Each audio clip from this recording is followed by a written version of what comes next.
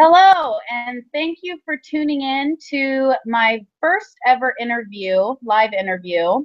My name is Author Penticoff, a fantasy author and owner of A Novel Connection, the Netflix of books.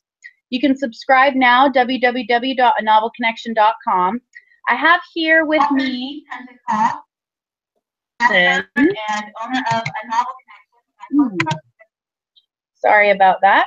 Okay, I have here with me, by the way, guys, this is my first interview, so there might be some technical problems like we just experienced. So I have here with me author publicist Mickey Mikkelson. Hi, Mickey. Hi, Cassandra. How are you? Hopefully we don't experience any more technical problems. So, Mickey, describe your job as a publicist. Yeah, so I own a company called Creative Edge out of Canada.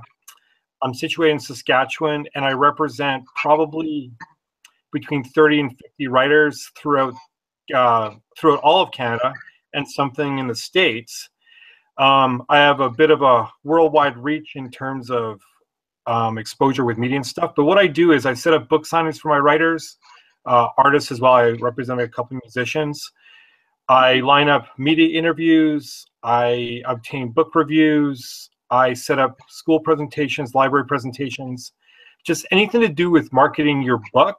That's typically what I do. That's awesome. So and I didn't put this in the interview questions, but it just kind of popped into my head. What makes you as a publicist different from a publisher? I don't do anything in terms of creation of books or editing of books. My focus is all around the marketing of the books. Now, I represent some indie authors where they're basically self-published, but I also represent some traditional authors as well. And a lot of them have separate in-house publicists through their companies, i.e. Penguin Random House, Tor, things like that. But I'm still working alongside them and having marketing plans around that. So that's the differentiating. That's the difference. So. Okay.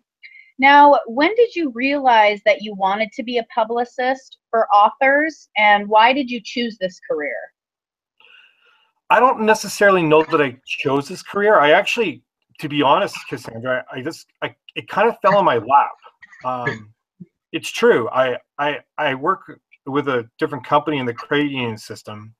And one of my friends, coworkers, she wrote a book last March. And about 2002, I used to be the events coordinator at one of the chapter stores in Edmonton. And so I was already setting up book events and stuff. And so I told her about this. And she's like, oh, I'm coming to Alberta. Can you sign me up with a couple of stores and get some book signings? I'm like, yeah, I can get you a couple of book signings here or there. Made 4 calls. We ended up getting booked like 8 signings in the span of a week. And she sold over 100 books. So she went back to Winnipeg and did the same thing and had more success. And so all of a sudden, all these writers found out about it and they started asking me things. What can you do? And so it just fell in my lap. And when I do something, I'm 100%, and I got passionate, and that's how it all started. And now we're at. So. That's awesome. I didn't realize that it had just fallen into your lap. That's really cool. Okay. Yeah. So, what was that? Yeah. Go ahead. No, go ahead. Go ahead. Okay.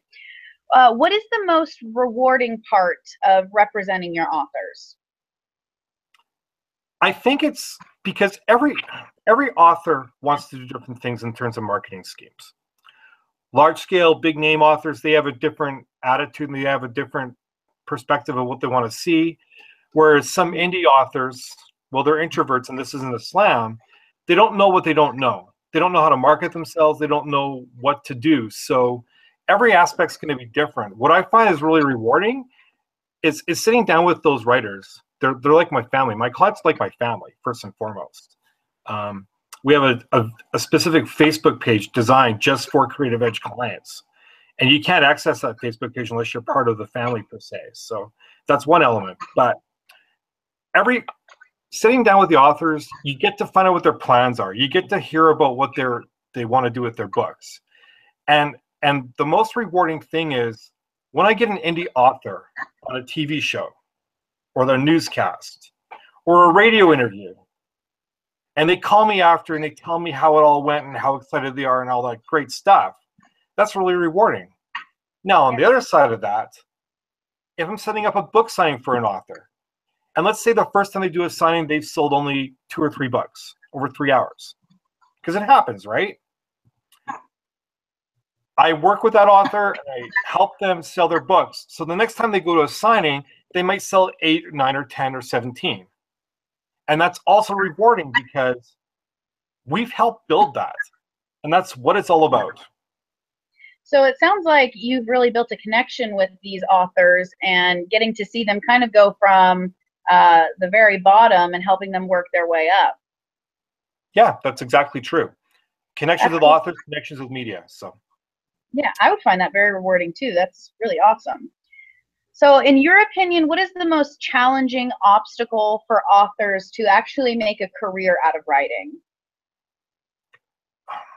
That's a tough question, but I'll say I think it's mindset, because most authors, and indies included in that, have a preconceived notion that I'm going to write a book, I'm going to hire this publicist, he's going to get me all these interviews, and I'm going to make $1 million. Yeah. And that just... like he's going to do all the work for me almost. What's that? Like he's going to do all this work for me and then bam, success. Yeah, and it doesn't happen. I mean, most authors, to be successful, unless you're like a one-shot deal, it's going to take 5 years to get building blocks as to where you need to be. So I think part of that is expectations. Another thing challenging for authors and what I've seen is not having focus as to what they want to do and expecting someone like myself or their publisher to do all the marketing aspect for them. But that's only one part. I can get an author, and I've seen this happen, I can get an author interviews in media or what have you, and they're still going into a signing and only selling 5 or 6 books. And then we have a conversation, and I say to them, you know, this isn't on me. I got you the interview. We did what we were supposed to do. But you still have to play a part in the marketing aspect. And some authors can't figure that out. That makes sense. I can understand that. So kind of like what I said before, they kind of expect you to do everything and you're going to create this magic, and they kind of just get to sit back and watch it all happen, which is not the reality. Even when you get your book published, I think a lot of people, I know I had this in my mind, was that if I were to get published, they would just do all the work and I wouldn't have to figure out how to do marketing. But that's not the reality, is what you're saying. Yeah, I think in terms of advice, I think you really have to, I mean, in my role, you have to sit down with authors and people you're planning on signing, and you have to do a long-range plan with them. You have to say, okay, what do you want to do this year? What's your goal for this year? And then bypass that and say, what's your goal for the next 5 years? And if that individual doesn't have a plan in place, we're both going to be in for a lot of heartbreak. I can understand that. Okay. What is kind of getting out of your job, more of a fun question, what is the most influential book that you've ever read? You know, when I saw this question, Cassandra, I really had a hard time with it because there's so many great books out there, and all kinds of genres. I lean towards more horror and science fiction when I read stuff. That's what I'm interested in. So I was looking at Lord of the Flies. It's pretty influential. I was looking at Dracula. For me, I would say influentially, it was probably Frankenstein by Mary Shelley, because it combines both the science fiction aspect and the horror aspect. And I mean, I'm from a movie standpoint, I just think Universal's versions of Frankenstein are better than Dracula's. So I'm going to go with that. But I really love that book. I just think it's worded really well. It's just got everything that I would look for if I was to pick a novel up. I haven't read that one yet. I'm kind of like you. My books amazing. that I like mostly horror and fantasy, not necessarily science fiction, but fantasy. So I ought to check that book out. I've actually never even seen the movies. Oh, really? Okay. Yeah. Okay. Who is your favorite author aside from any of the authors that you represent? That's funny too. I've told a lot of my author clients that if I ever sign Peter Straub as a client, I'm gonna retire, because he's amazing. And if I can ever get him, everybody will know that Creative Edge is no longer, because I've now hit the Mecca and you can't go past that. Yeah, you can die happy. Yeah, I mean, he's a multiple Bram Stoker Award winner. He's worked with Stephen King. I love all his books. I think Ghost Story's phenomenal. Floating Dragon too. I couldn't imagine working with anybody. If he would be my Mecca, for sure. Absolutely, without question. Cool, good choice. Okay, so are you an author yourself? I am not. I write up press releases for my writers. I have them edit them. But I also think that not being an author gives me a bit of an advantage, because I don't have any other projects that I'm focusing on. When I'm working with a client, that focus is on them and them only at that time. Perfect. Okay, and the last question that I have for you is, what advice would you give to someone who is interested in being a publicist for authors just like yourself? There's a couple of things there, Cassandra. You really have to have a passion for this business. And you have to wear multi hats, because you're dealing with a number of different personalities, a number of different genres, and everybody wants something different. So you have to be able to figure out what that is in terms of marketing and be able to execute that. I mean, as a publicist, I make no guarantees in media. Yeah. I never promise I'm going to get them on TV or radio or what have you. But there's innovative ways of things you have to be able to do. And if you can't be innovative and if you can't think outside the box in terms of your creativity, you will not be successful. I mean, I've been doing this since March last year, so I'm only about a year and a half. And have I made some mistakes? Sure. But I'm also fearless.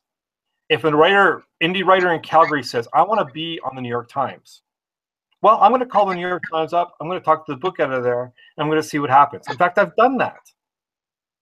And, you just have to be able to work the media magic. And once you have contacts that have brought your people on, keep those contacts happy. Keep them happy and book out multifaceted avenues of marketing. But you have to have passion. If you don't have passion, don't even bother, because you'll lose. It's a lose-lose situation. That makes sense. Now, where can people find you, Mickey? I don't have a website as of yet. I do have a Facebook page, Creative Edge. And my email address, can I give that here, Cassandra, or no? Absolutely. Wherever people can find you or contact you, now's the time.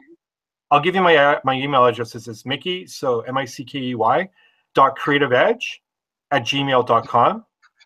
I represent a number of writers on Facebook, and I've been on a fair few interviews with them. So, yeah, there will be a website coming up soon, but it won't be probably till August.